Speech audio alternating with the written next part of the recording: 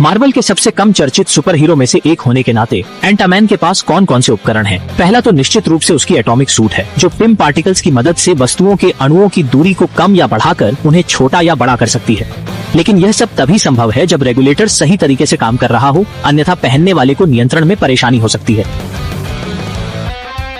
OS या फिर पूरी तरह से सब एटॉमिक लेवल पर जाने का जोखिम। पहली वास्प ने त्रासदी रोकने के लिए खुद से समायोजन किया, जिससे वह क्वांटम क्षेत्र में फंस गई। फिल्म में जब एंटमैन छोटा होता है, उसका द्रव्यमान कम हो जाता है, लेकिन उसकी हमला करने की क्षमता सामान्य आकार से कम नहीं होती। इसलिए वह अक्सर दुश्मनों को भ्रमित करता है और अचानक बड़ा होकर पलटवार करता है। इसके अलावा टीम के साथ समन्वय कर वह यंत्रों में घुसकर उन्हें नुकसान पहुंचा सकता है। ये कहा जाता है कि आयरन मैन ने विशेष रूप से ऐसी सूट डिजाइन की थी ताकि एंटमैन फिर से उसमें न घुस सके।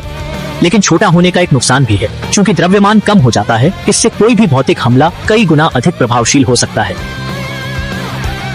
जब वह सामान्य आकार से बड़ा हो जाता है तो उसके द्रव्यमान और शक्ति में उल्लेखनीय वृद्धि होती है। उसने एवेंजर्स एंड गेम में रोड्स को खिलौने की तरह पकड़ा और अकेले ही मलबे से बाकी एवेंजर सदस्यों को बचा लिया। साथ ही एक घूंसे में चितौरी युद्धपोत को गिरा दिया। लेकिन उसका विशाल आकार, धीमी चाल और भारी ऊर्जा खपत का कारण बनता है।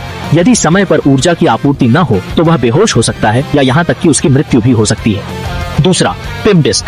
इसे इस्तेमाल करना बेहद सरल है। बस इसे फेंक दो और जिस वस्तु से यह टकराएगा उसका आकार बदल जाएगा। लेकिन पिम सूट की तरह यह जैविक प्राणियों के संपर्क में आते ही प्रतिक्रिया करता है, हालांकि उनकी जीवन शक्तियां स्थिर रहती हैं। तीसरा, एंट कनेक्टर। यह उपकरण पहनने वाले के मस्तिष्क के तरंगों का उपयोग करके चींटियों से संचार करता है। ये उन्हें नियंत्रित करके अपनी सेवा में लगाने में मदद करता है। चींटियों की सेना ने छोटे आकार के एंटमैन को बहुत सहायता दी है। तो क्या आपको एंटमैन के अन्य उपकरणों की जानकारी